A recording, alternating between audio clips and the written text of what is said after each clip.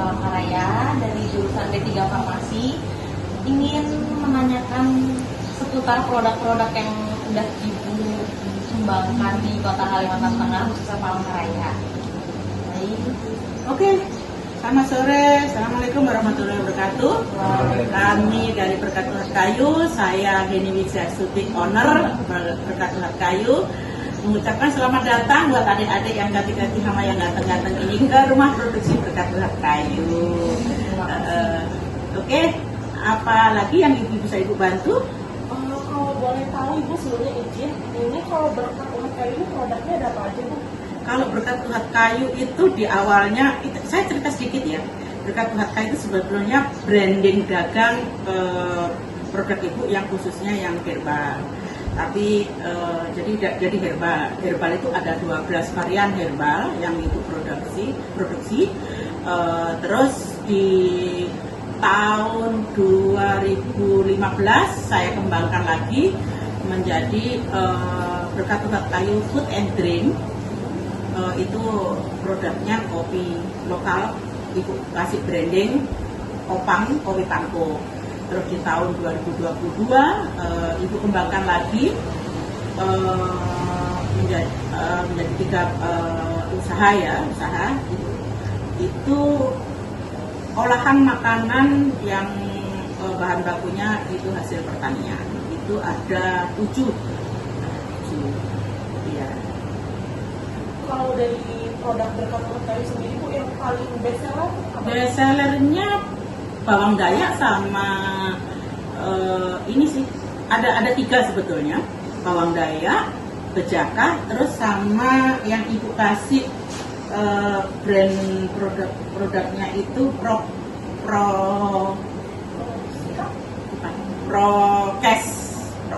kesehatan kayak gitu. Nah itu kenapa kalau sebetulnya produk-produk ini awalnya adalah dari Pasak Bumi, Seluang Belum, itu karena mengingat bahan baku yang saat ini sudah mulai susah dan dari Ibu sendiri sebagai pelaku usaha dan instansi terkait yang memang seharusnya pendampingan untuk penyediaan bahan baku kayak gitu. Jadi bawang dayak sekarang yang Ibu jadikan produk unggulan kayak gitu. Jadi yang lama-lama itu Ibu produksi itu menjadi produk dampingan atau produk ini tidak bawang dayak yang Ibu produksi itu sebetulnya di belakang-belakang atau di ini ya dari produk yang lain itu Ibu jadikan produk unggulan. Kenapa? Alasannya karena yang memang Ibu kepinginnya kalau produk bawang dayak itu bisa Ibu produksi 3 tahun, 5 tahun, 10 tahun, bahkan nanti sampai tak terhingga waktunya, karena memang ada alasan tertentu karena bawang dayak sekarang sudah mulai dibudidayakan kayak gitu. Jadi insya Allah untuk bawang dayak tidak terlalu tidak terlalu berisiko untuk bahan bakunya, insya Allah aman-aman saja. Kemudian Bu, ini kan produknya cukup banyak. Kalau untuk yang bejakah sendiri, khasiat yang memang Ibu tahu apa ya Bu kira-kira? Kalau bejakah sendiri itu sebetulnya ada beberapa khasiat ya Mbak. Cuma kendalanya Ibu sekarang ini kan untuk bejakah ini kan sudah masuk ke BPOM ini untuk dimasukkan izin ke TR-nya. Nah jadi kami ini tidak boleh mengklaim Mbak. Sebetulnya kalau bejakah sendiri itu adalah antioksidan, terus kayak gitu bisa membantu untuk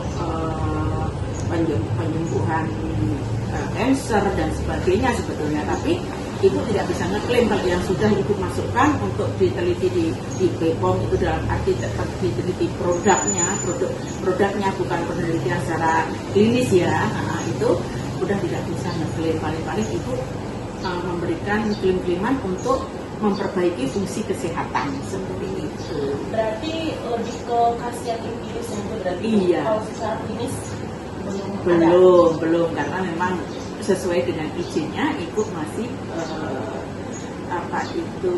empiris. Kan tadi produk unggulannya bawang dayak cilik ya. Kalau boleh tahu ini untuk penggunaannya sendiri bagaimana ya Bu? Itu berupa dalam bentuk kantong teh Mbak. Nah, jadi di situ makanya saya kasih branding bawang dayak celup. Kenapa tidak seperti teman-teman membranding teh bawang dayak gitu? Karena dalam artian kalau teh bawang dayak di dalamnya itu pasti ada kandungan daun teh atau teh gitu. Karena ini 100% iya atau original bawang dayak. Jadi saya branding bawang dayak celup. Ini kan berkas kayak ini produksinya itu di sini apa pada tempat lain? Di sini ini kebetulan tempat produksi ya. Kalau misalnya kan ini kan ada yang udah terstandarisasi BPOM, Bu. Itu untuk produksinya sendiri bagaimana? Apakah sama dengan yang istilahnya belum BPOM atau ada perbedaan Bu saat sudah BPOM? Oh, sebetulnya sama aja karena kami di sini sudah ada standar sendiri, baik standar kualitas produk, baik standar walaupun masih yang sangat sederhana gitu, standar untuk pengolahan, baik itu standar karyawan atau orangnya atau apa itu alat-alatnya untuk sebagai penunjang produksinya itu sudah standar, tetapi ya karena ini adalah cuma sebagai UKM yaitu sangat sederhana, disederhanakan sama mereka. Tadi kan ini produk dari bawang dayak itu ada yang celup. Ibu, ini untuk dua produk ini perbedaannya apa ya Bu? Kan saat ini bawang dayak lembah serut sama bawang dayak celup. Dari produk yang ibu buat ini perbedaannya apa? Perbedaannya di ini, kalau bahan baku sama-sama bawang dayak, cuma apanya perbedaannya itu bagaimana kita cara memprosesnya. Kalau ini karena bawang dayak apa itu berbentuk celup, jadi dalam bentuk kantong teh, jadi itu cara ininya memakai mesin Mbak, jadi kecil-kecil dan itu langsung pakai mesin. Kalau yang satunya itu serut, karena bilang serut jadi pakai apa itu secara manual, jadi pakai pisau saja. Tapi untuk khasiatnya sendiri sama? Khasiatnya sama, cuma cara memperlakukan atau cara mengkonsumsi beda. Kalau yang di sini semua sudah lengkap cara informasi di kemasan. Kalau celup itu dicelup aja dituangi pakai air panas, nanti 10 menit diambil langsung diminum dalam keadaan anget kayak gitu. Tapi kalau yang apa itu yang serut itu nanti diambil 1 sendok dicuci, karena kalau yang serut ini penjemurannya melalui sinar matahari, jadi kemungkinan besar ada debu nempel. Tapi kalau yang celup itu kami pakai pengeringan, pakai oven, jadi untuk menghindari debu nempel karena tidak bisa dicuci lagi. Itu sebetulnya kedua-duanya itu ada main plusnya. Kalau bawang dayak yang celup ini lebih mudah cara mengonsumsinya, cuma tidak bisa dipakai 2 kali, cuma 1 kali seperti kita memakai teh, jadi agak boros dikit kayak gitu. Tapi kalau yang bawang dayak serut itu agak ribet, tapi bisa berulang kali sampai habis rasa atau habis warna. Cuma cara penyimpanannya harus hati-hati, benar-benar hati-hati. Kalau memang nanti dimasuki ke bongkar, ditutup rapat. Kalau mau ditaruh disimpan di atas meja ya juga seperti itu. Jadi nanti kalau sudah ada penyimpanan kedua kayak gitu, jadi nanti dikasih air hangat dulu, dibuang, baru dikasih air. Berarti semua promosi dari produk obat sudah ada, itu semuanya ada semua. Sudah ada semua. Kemudian kalau itu tadi untuk penggunaan ya, ini kalau untuk bahan baku sendiri, ini ibu sendiri kan terjun mencari bahan baku atau ada misalnya orang lain yang membantu atau misalnya bahan-bahan budidaya atau semacamnya bagaimana? Kami menerapkan berbagi rezeki ya. Jadi kami ada partner kerja petaninya. Jadi ada, kalau ibu sendiri ada dua partner kerja petaninya. Yang satu ada di Kota Palangkaraya, yang satunya di Segohong. Ya, jadi ibu jadi di Segohong kan banyak orang nanam Mbak. Tapi ibu mengambil di 1 orang saja karena mereka sering tak briefing. Nanamnya harus gini, panennya harus di atas bulan segini, kayak gitu. Jadi semua itu informasi-informasi itu saya kasihkan kepada apa itu petani supaya nanti ibu bisa mendapatkan bahan baku yang memang kualitasnya sesuai standar rumah produksi itu. Seperti itu. Dari sekian banyak produk yang ada nih Bu, kira-kira bahan bakunya yang memang susah didapat apa itu? Kalau sekarang sudah mulai yang susah itu mulai dari selang belum, pasak bumi kayak gitu. Makanya sekarang itu juga jarang, kecuali kalau mereka ada order kayak gitu baru itu bisa pasak bumi ya, karena satu pasak bumi sendiri kan belum ada penanaman atau pembudidayaan. Terus yang kedua mengingat jangka waktu panennya juga terlalu lama ya gitu. Kalau bawang dayak kan bisa dipanen di atas 7 bulan sudah bisa dipanen. Tapi kalau pasak bumi kita nanam 5 tahun aja mungkin seperti ini, paling besar seperti ini.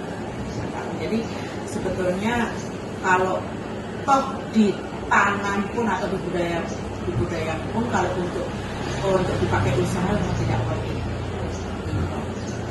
Berarti rata-rata istilahnya itu bahannya memang pasti dari alam. Dari alam, Selain iya. bawang dayak, selain budidaya. Iya, dari alam, dari hutan tradisional, dan yang membuat semakin susahnya bahan baku itu hutan kita sudah 60-70% itu sudah alih fungsi. Dari sekian banyak produk yang istilahnya itu udah berizin, kira-kira ada kendala nggak Bu selama proses penjualan atau karena sudah BPOM atau mungkin terbantu? Dengan adanya perizinan-perizinan yang sudah Ibu miliki, baik itu dari BPOM, ada yang dari Dinas Kesehatan ya. Kalau dari Dinas Kesehatan kan otomatis izinnya itu bukan izin di produknya, tapi izin tempatnya. UMOT itu sebetulnya izin tempat produksinya. Nah, terus ada halal itu. Dengan adanya izin-izin tadi, otomatis itu akan sangat-sangat membantu dalam Ibu menekuni atau menjalankan usaha ini. Karena sekarang itu masyarakat itu kan pintar semua Mbak, pintar dan cerdas gitu. Jadi mereka itu kalau membeli itu yang dilihat adalah, pertama itu yang dilihat adalah kemasan. Kemasannya menarik nggak sih dari jauh? Oh apa sih merah-merah itu? Apa hijau-hijau itu kayak gitu ya. Begitu mendekat, oh ternyata teh bejaka. Menurutkan merah, oh ternyata bawang dayak celup. Apa sih bawang dayak celup ini sebetulnya? Mereka mulai tertarik, diambil, dibaca informasinya. Ketika informasi itu adalah suatu di dalam informasi yang ada di dalam kemasan itu adalah perwakilan dari promosi. Jadi di situ semua kalau memang informasinya lengkap dan memang ada kriterianya aman ini buat dikonsumsi keluarga gitu ya. Nah mereka baru membeli. Jadi adanya perizinan itu sangat membantu untuk memperluas pemasaran dan menambah income. Kan istilahnya udah berizin dan membantu Bu. Ini kalau untuk penjualannya sendiri berarti memang di rumah produksi ini atau ada penitipan? Kalau untuk penjualan semua Mbak dari rumah produksi, karena memang kayak gini, ini nih yang sisa Ibu taruh di sini kayak gitu.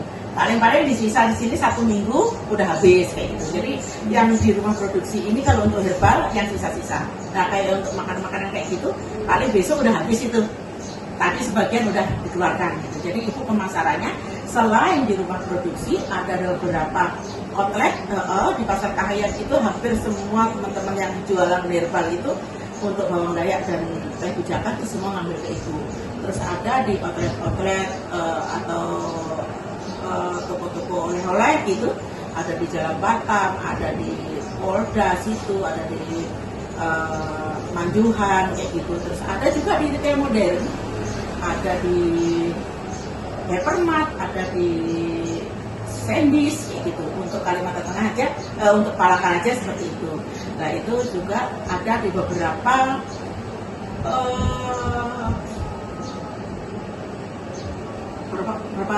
tempat atau provinsi yang menjadi cabang penjualan.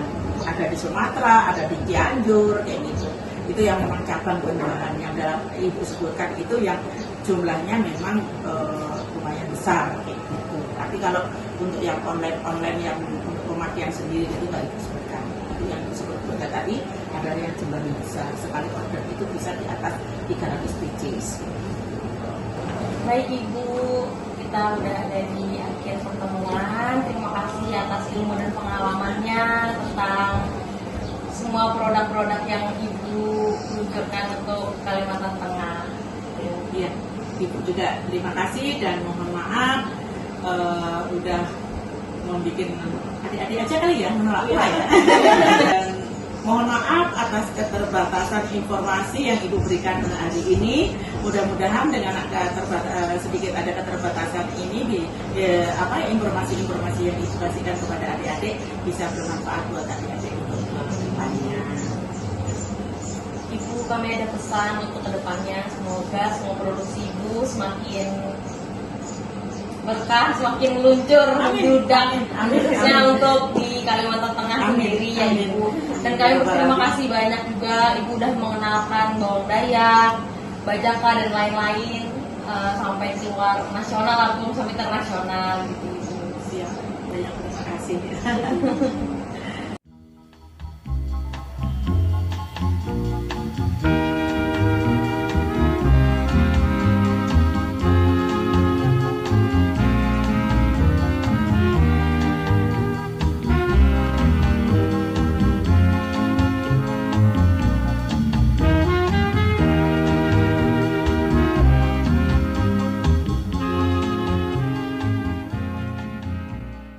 Jangan lupa mampir di rumah produksi Berkat Tuhan Kayu ya guys. Jangan lupa